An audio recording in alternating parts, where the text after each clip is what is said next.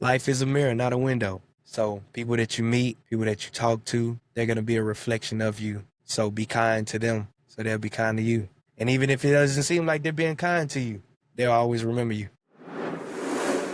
And welcome back to Podcast on Wheels with your host, Brian Smith. Today in studio, we've got a powerhouse of a guest. We have the Black Hercules, and I'll let him explain that story to you. But Chris, welcome to the studio, sir. And we met each other in the gym. Years ago. Oh, it's been several years. Yeah. But I have seen you do, it was before you had surgery. When did you have the surgery? 2022. So it was before that. I do remember that was one of the first Maybe things. 2020 we met. It was 2020. That makes sense.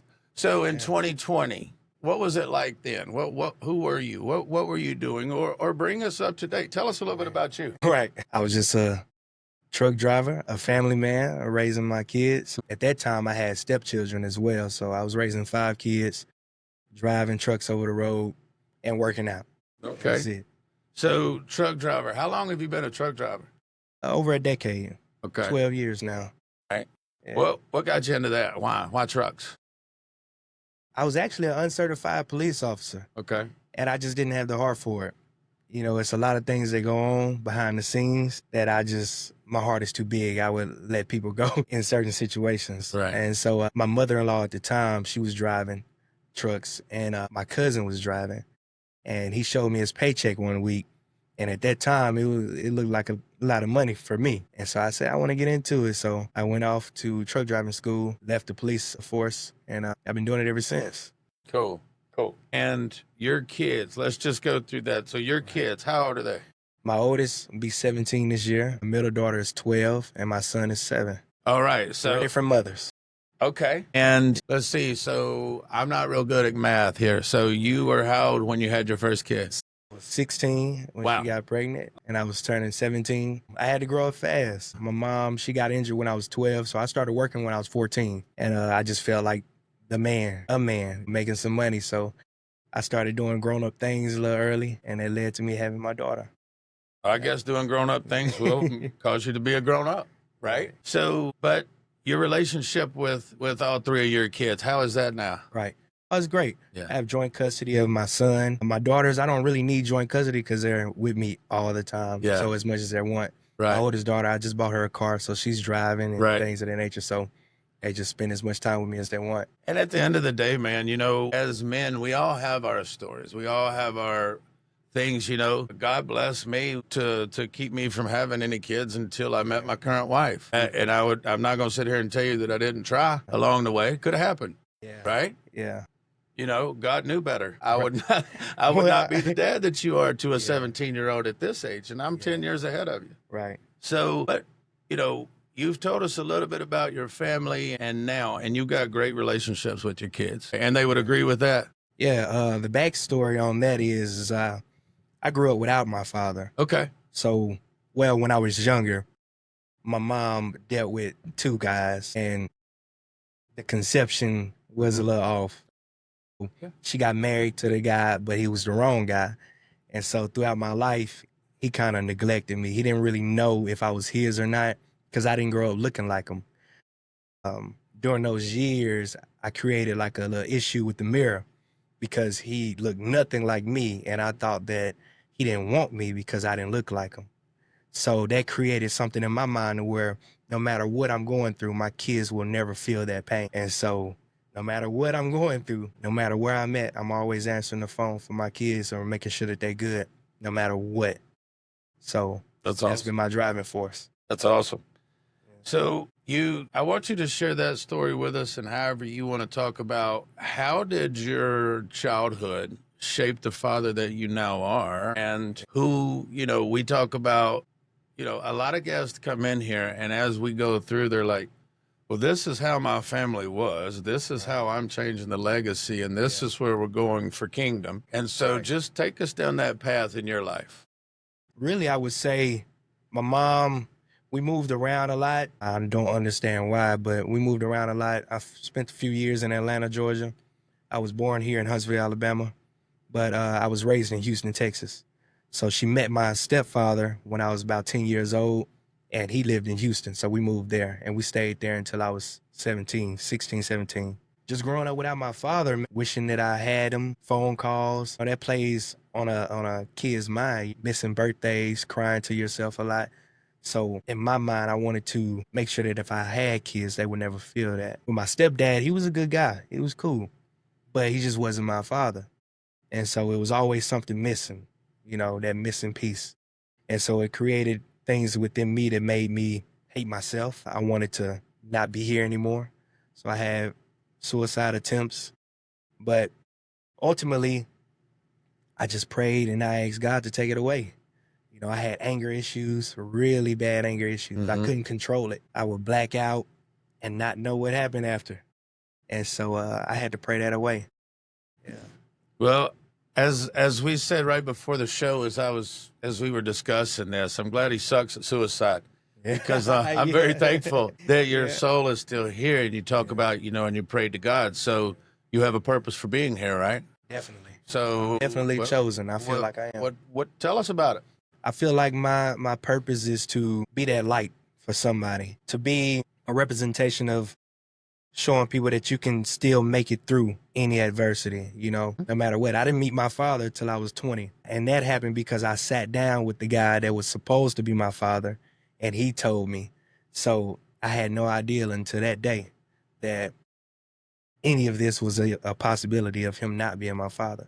And then after that, I was introduced to my real father and found out that he was around my family my whole life. His brother actually had a child with my mom's sister. Okay. All right. So he was always around. I just didn't know him. And so when I finally did find out, I met him and he was just a cool guy. And I saw myself in him. And he was just a big guy, like really strong, really athletic. And so my Hercules name came from Hercules and Zeus, him actually not being sure of himself. And so then one day finding out that Zeus is his father and being like a demigod and having the strength and courage to carry on. So now that's kind of like my thing. I didn't know my father, but when I met him, he was strong and he gave me the strength to carry on. But after I met him, he died from cancer 4 years later. Okay. So man, it's like, let's see, you're how old now? Remind me. 33, I'll be 34 in 2 months. Almost 34. Yes, sir. All right, so as I look back at my life and I start thinking about, man, obstacles and things I've had to overcome, I wouldn't even bring any of them up to you. Yeah. Okay, what am I going to compare this with? Okay, at 20, now we get to meet Dad. How is that? No, 4 years later. Yeah. So, but a guy like you, what were you able to gain in that 4 years, and how were you able to see that? At 20, I didn't need him for money or anything like that. I just needed to figure out who I was because I didn't know who I was. I was always a type of kid that you couldn't lie to me because I felt it and I knew. I felt chosen. I've always made it out of situations that was meant to break me. So when I was 20, and then I found out that he was my father, and we had one conversation. In that conversation, I knew he was my father, just by the way he spoke, the way he carried himself, even so much so it's a crazy thing, but sometimes I go to the gas station and I would only put $20 in the tank. Just because I would have a pocket full of money, but something in me would just put just the minimum in the tank. And we went to the gas station just riding and talking, and he gets out the car and he just put just a small amount of gas in the car, and he had a pocket full of money. Right. Yeah. So it was kind of like just little small things, little questions that I used to wonder in my mind. I kind of found them just spending that time with them. Yeah. Because, my mom was there, so I knew where I got certain things from. But it was something else. It was a big part of me missing. And so that's kind of what led me down that road of kind of like not knowing who I was. But to add to the problems with me having anger is my mom had 2 boys, me and my younger brother. His father actually stepped in and took me up as his own until I was 14. But one night I got awards. I'm a gymnast. I was a gymnast. I got awards one night, and I called him, told him about it. He was having fun with some friends and bragging on me about my awards. And we were really, really tight because he knew my struggle. So he kept me close, taught me how to work, how to, cut grass, business stuff. After I got off the phone with him, he got on his motorcycle and he died 15 minutes later. So I never spoke to him again. So that created a lot of anger, a lot of issues. So now when I speak to somebody or I get off the phone with them, it's a part of me that feels like I'll never speak to them again. So that kind of hindered a few of my relationships. So as you're getting to know your dad, you're seeing those similarities. You're seeing Right. like, hey, that's similar. That's similar. You got some stuff from your mom. Now Right. you get to this point. Right. Now you have this experience with your little brother and Yeah. bam, Right. the anger. And Yeah. it's like, well, excuse me, and I try not to cuss, so I'm going to say no crap. Yeah. I'd be pretty angry too. What do you do now? Because I've seen you in the gym. I've seen you at restaurants. I've seen you out, and I always see this. Yeah. Yeah. Okay. Should I be more attention to something else Yeah. as far as what's really going Yeah. on? But tell me, how did you do that? Man, I journal a lot. And like I said, my anger was so bad in my early teens and stuff like that in teen years that I used to have to pray and ask God to take it away. But I always had a good heart. So I have this thing now where I'm just grateful. You know what I mean? So no matter what I'm going through, I'm actually going through things now, but I'm just grateful. And gratitude has helped me to keep a smile. And I always understand that there's somebody out there that's doing worse. Because I talk to different people that may have situations where they never got a chance to meet their father or their mother, So for me to even have that opportunity to find him and to find myself, I'm grateful for that. Mm-hmm. So yeah, that just gratitude and hate, I believe they can't coexist. Right. Like, you got to kind of make a choice. Right. And as I hear your story and understand, I'm going to jump on something right here that I heard you say, that you journal. Yes, Okay. sir. Now, I'm a guy, I'm about 10 years older than you. I'm originally from this area. And when I first heard that I needed a journal, Yeah. I didn't Right. think that was very manly. Right. Okay. Me either. So help me, because where I was years ago now, mine has a Bible verse on the front of it now. All right. Right. But at the same time, well, you've had anger. You've had reasons to be angry. Right. More than that, I could continue. Sure. I'm sure. And it's like, and now you can bench a gym. You have a great relationship with your kids and you journal. Yes, sir. Okay, tell me, bro, because if I would have heard this 10 years ago, I would have go, okay, well, I guess I know, So how did he do that? So when I was 20, I brought all of this information to my mom, and she wasn't ready to deal with it. And so she kind of disappointed me with her response and her reaction, and it sent me on a spiral. And it took 10 years for me to forgive her. And in that time, I got married, and then I started to take care of other children that weren't mine. And I started to see certain things that they needed, and I was able to provide it. But it also made me realize, okay, everybody's human. My mom made a mistake.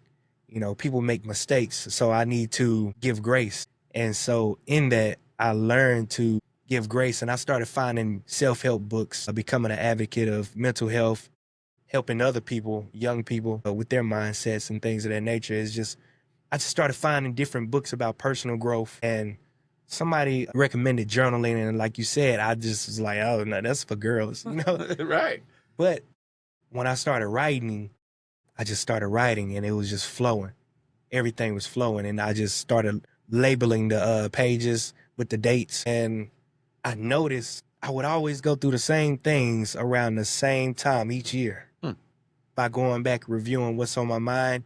And so being able to keep that record, it helps me going forward to keep journaling And then also, once I get it out on the journal, I don't really need to talk about it anymore. I don't need to really implode or go off on anybody. I can just write it down and let it go. And I meditate after that.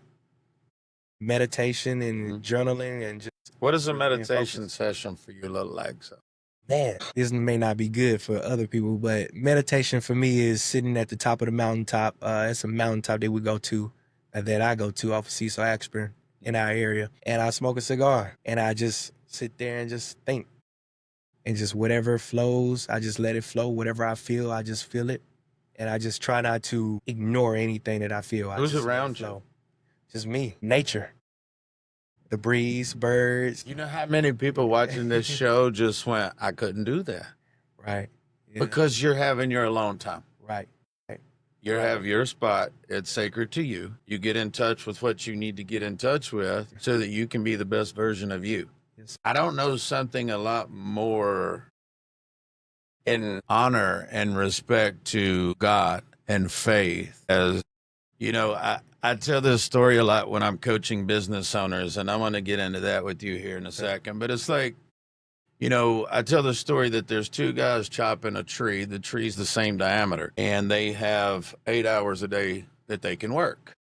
Well, man A goes 8 hours a day hitting away at this tree. Man B takes a 1 hour break every day. Man B completes the job in a shorter amount of total time. Man B would take time to go sharpen his axe. So once you start feeling dull, you know where to go to get sharp. Yes, sir. And now you're going to come back and accomplish things faster. For sure. So, great analogy. Thank you. To me, I'm sitting here and it's like, this is one reason I'm selfish here on this show. I see a guy in the gym bench. Let's go over some numbers real quick because I tried to count reps, but you had 335 and the clanking distracted me, and then you racked it before I could get to 5, and I know you did at least some. But how strong are you physically? Oh, man. Because mentally, emotionally, we've already been impressed there. So physically, how strong are you? I mean, a lot of people will be surprised with this that watch my videos. I just go under the bar with a belief that I'm going to do it. So it's not even... I'm not really sure because I've benched 500 pounds. Okay, so you have accomplished it. Okay, bench 500 pounds, right. deadlift 705. Okay. Squat 550. I don't squat too heavy because I want to preserve my hips going forward. Okay. But I can do more. Sure. I just choose not to.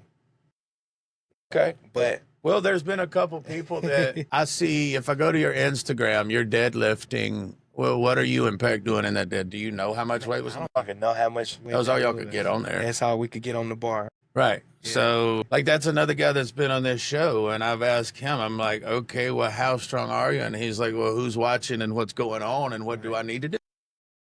That's a good point. Am I in front of a group at a bodybuilding show? Right.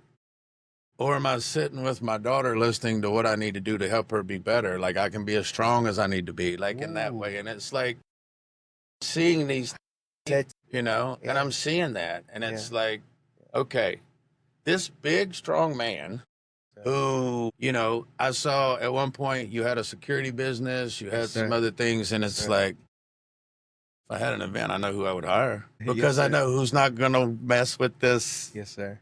Because if I see you at the gym, you have that confidence. So from a business perspective, from an entrepreneur, we kind of talked a little bit about before the show that you've invested in yourself. You bought equipment, trucks, different things. So tell us about that side of you, the business side. Man, so the business side came from me. It's going to sound bad, but I've been on child support for my children since I was 19 years old, my oldest daughter. And then I got on child support again with my second daughter when I was about 23. So me wanting to start a business came from the government being able to snatch my funds without me actually being able to give it. So I'm trying to say this in a way to where I've never been absent from my children's life. So I've always had my children as much as the mothers, but I just thought that the system was unfair in how they treat us, fathers. The real fathers. So if you think about it, if I'm spending as much time with my children And then I'm also sending a check there that's being taken from me. I'm not sending it, it's being taken. And then also passport gets taken. You know, you can go to jail, they suspend your license, all of those things. You know, if you get behind or you get, you know, in a situation where you can't afford to pay the full amount and take care of yourself. So my business journey came from, okay, if I start my own business, I'm in full control of my funds and me sending it.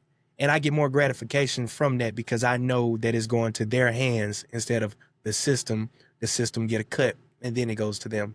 So that's how it started. But I was already driving trucks, started driving when I was 22, and I just loved the freedom of it. And then I would talk to different people that own their own truck, and the difference in the money that you can make versus what I was making, it just felt good to have my own freedom. I always wanted to have that freedom. And so I was driving for a company for about 6 years, and then I bought my own truck in about 2020. And then I still have my own truck. 2022, things got rocky. Presidency changed, fuel prices went up, so we went from spending $1,500 a week in fuel to $3,000 a week in fuel. That's because I can remember times during that, and I think, what is your truck blue? Yes, sir. Okay, I'm just trying to remember Yes, sir. seeing Yep, pictures yep. of you at the fuel pump, Yep. and you're out. It wasn't like Right. you were sitting around complaining. No, You were doing everything you Yes, could sir. do. I either Still saw do. you with the blue truck or the motorcycle or your Yes, sir. kids. Yes, sir. Or a Sure. bench. Yeah, you for know, sure. but it's like, how many hours were you putting in just to try to make it work at that point? You don't count the hours. Like, I don't know. You know, you're technically on duty, you can be on duty 14 hours. Uh-huh. But to operate a trucking business, you're putting in hours that you're not getting paid for, essentially, you know, because you got to Book. I had to book the loads for myself. I had to make sure my insurance was covered. I had to do everything, dispatch myself. And so I can't even really count how many hours I worked outside of driving, delivering the load. So I would spend a week on the road, a week if I really was pushing it, but I still tried to balance that fitness and family life. So I would leave out Sunday night and come back Thursday morning and then stay home with the kids, work out. Sometimes I work out on the road too. Well, I don't see how, like, yet I'm impressed again because I'm sitting here going, well, but you made it work. I'm going to leave Yes, at this time. I'm going to be back at this time. Yes, sir. And if I can go Sunday night, Monday, Tuesday, Wednesday night, return back and be home this Thursday night to be there Friday, Saturday, Sunday, that's more than a lot of parents will spend with their kids in a month. Yeah. I mean, really and truthfully. And that wasn't enough for me, you know? And that's why you want to own your own business. And that's why you want to have more so you can give more. Yes, sir. Yes, sir. I don't know. I didn't plan on going here. And as you guys know that watch this show, I don't have a script and I try sometimes, but it's like, what is your calling? Where are we going? Or how deep have you gotten there? Wow. I'm still on that journey. Okay. Still on that journey. Still trying to figure that out. I know it has something to do with motivating people because a lot of people reach out to me and tell me that I motivate them, whether it's from lifting heavy or my lifestyle. But what did you do when you were younger? You said you competed at what? I was a gymnast. How many black gymnasts do you know? Not that many. Okay. I mean, nowadays it's a lot more, but Right. when But I I was mean, doing when it, I heard it you wasn't say a lot. that, I thought Yeah. we flew by that one. Right. But, you know, I'm like, okay, So backstory, I was doing some backyard flipping with my uncles and I was doing it wrong. And one of my uncles suggested that I do it a different type of way. And I did. And then as a child going forward, I would teach my cousins how to do backflips. like that backflip push-up you do Yes, on sir. Instagram. Yes, I sir. showed that to my wife right before. I was like, now watch Yeah. this. So when we moved to Houston, my high school there had a gymnastics team. And so the coach actually liked me. And, you know, she brought me in. She was like a mother figure. She was a little older. And she just helped teach me everything I need to know. A few other of my teammates, they were elite athletes. And they brought me in, taught me how to, you know, tumble the right way. Yeah. Rings, parallel bar, all those things. They helped me out a lot. So I liked it. And it was a way to stay out of trouble. Okay. All right. So that's cool. You know, Yeah. one of the shows I'm doing with a guy who's a Navy SEAL told me about when he first got in the pool and how that kind of turned into Right. his appreciation for that Right. challenge. Right. And It's kind of crazy. I had a lot of signs. My coach all the time, she used to say, she used to ask me if I was taking drugs because anytime we would work out, my body would just form up. But the other guy that I thought was my dad, he was a skinny guy. You know, he didn't really form up naturally. So it was a lot of subtle signs that was saying, you know, that my father was who he was in the end, you know, just a big, buff, strong guy. as we talk about, you know, your calling, your purpose, your journey, I want to say that regardless of where you're at, we're still on that journey. You know, as if I hear, you know, let's say a guy that I follow, John Maxwell, is a speaker. He's in his 70s, and what I heard him say last year, he's still getting better, and he's a guy that I look up to. So it's like, okay, but I hear, you know, if somebody wanted to reach out, like, would there be a group that you would, you know, hey, if I could speak to this group, or if I could help out, like at a gymnast or a place, I don't know.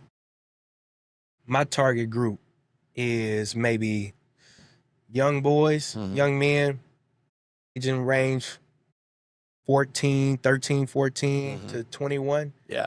Because in those years, those were my toughest times, and I needed somebody to lean on, or somebody that went through what I went through, you know, to help them find themselves.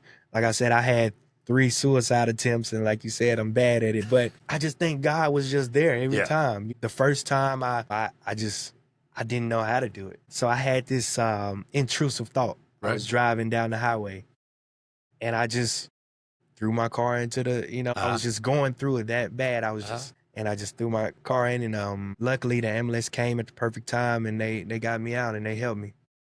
Then the second time I was just in a dark space, and I ingested a bunch of pills, and I drove to my parents' house, and they found me unconscious at the right time in the car. And so it's just God has just been there for me at the right time. And I think I'm supposed to do some big things, and I'm supposed to inspire somebody, which I feel like I do already. You do? You know, it's a lot of people that reach out to me about the workout stuff, but then they get a load of the mindset and what brought me to this point. Right. You know, so I've lost 2 fathers, you know? So my father passed away of cancer, but he died the very next day after I left his house watching a movie with him. And then my brother's father that raised me took me and helped me to become a man, or taught me how to be a man. Right. Died 15 minutes after I got off the phone with him. So I've had a lot of pain, you know.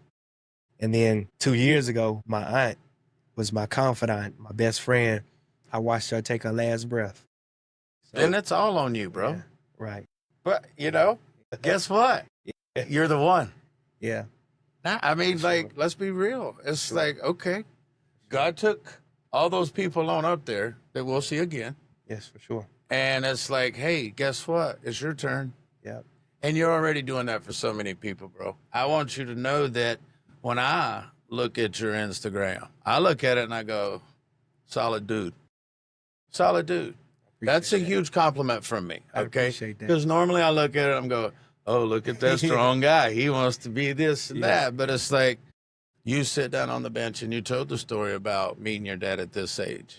There's pictures of you and your daughters and you being proud of them. Yes, sir. So, you know, as you grow and you develop and we all get better, you know, how do you see yourself in 10 years? Like, what do you have a vision board? Is that something I have you a vision look at? board. Like, I have what a do you vision see? board. So I actually have a 5-year vision. Okay. It's to own 3 more trucks Okay. and really just manage my trucking business Okay. and just be as active in my children's lives as possible. My children are the reason I'm here, you know. Yeah. Just, I hate to say it, it's so cliche, but my children really are the reason that I'm alive. They're my why. So now I'm at a point where I can't imagine allowing them to exist on this planet without having me there, or being able to call me for some guidance or some wisdom, or just needing me, period. And most people wouldn't understand why that's so important, but I remember those nights where I cried. That little boy still exists. So now with my children, I don't never want them to feel that. Wow, man. And I hear stories and watch other podcasts and things, and these are the shows that I look back at and I go, I'm excited to record this today because in that 5 years, he's going to be so blown away about what he actually did accomplish. Yeah. Because he doesn't see what I see. He doesn't see what everybody else that's watching this show sees. And it's like, okay, God, you've got him to this point. You've brought him here, right? So let's go through this. Let's have some fun with this show. That's enough serious stuff. Let's have a little bit of fun, okay? So on a given day, what are you eating? Okay. Actually, I've been eating 1 meal a day. Okay. For 1 to 2 meals a day since 2023. I had a really bad wreck in my F-150, and I went to this place, and it was just full of light. And it was a little serious, but it was full of light. And it asked, did I want to continue? And I said yes. But when I said yes, it was mental telepathy, but it was with the image of my children, like me needing to be here for them. And then I came to in my passenger seat. Like I was going down the highway, going 70 miles an hour. My knee caught my steering wheel, and I went straight into the wall and gone. And then I woke up in my passenger seat. Came through. No broken bones. My face was slit open, but I didn't have any broken bones or anything. But I was in this light. And people speak about it a lot, but it's a real place. And so after that, I just went on this journey of I didn't eat meat for a while. And then I just went to eating 1 meal a day, and I feel amazing. So when you go through that 1 meal, is it, So it could be chicken, rice, fish. It could be all in one, I got you. But it's one big meal. All right. Day. So how many days a week do you lift? So, wow, that's a good question. Because it's all based on my mood. I could go 6 days, I can go 4 days, or I listen to my body now. So whatever my body says I need rest, I just rest. I go to my space, my place at the mountaintop. It's starting to make sense to me now. Yeah, and I'll journal, just take my time and just feel my body and just listen. And then I'll go and I'll just go hard. But if I'm going through troubling times in my life, I'll go to the gym and train as hard as I can. Yeah. All right. So what did I not know to ask? How would you want to wrap up? Do you have any encouraging words for anybody, or how would you want to wrap up the show? Man, life is a mirror, not a window. So people that you meet, people that you talk to, they're going to be a reflection of you. So be kind to them, so they'll be kind to you. And even if it doesn't seem like they're being kind to you, they'll always remember you. Well, it took me a second to hear what he said, and then it smacked me in the face. So, honor to have you on the show, brother. I appreciate you. I mean, to sit and watch you and see you in the gym and see that, and then hear this side, and then it to all come full circle to say, I'm so disciplined in my regimen with myself that I don't have to have a plan to execute this body, this mindset, and everything because I know where it comes from. That's awesome. Yes, sir. Yes, That's sir. awesome. So if you guys found some value in this show today, let's go follow this guy. Go send him a DM. If you're going through some things, maybe you can reach out and he can help. Sure. Thank you guys for watching Podcast on Wheels.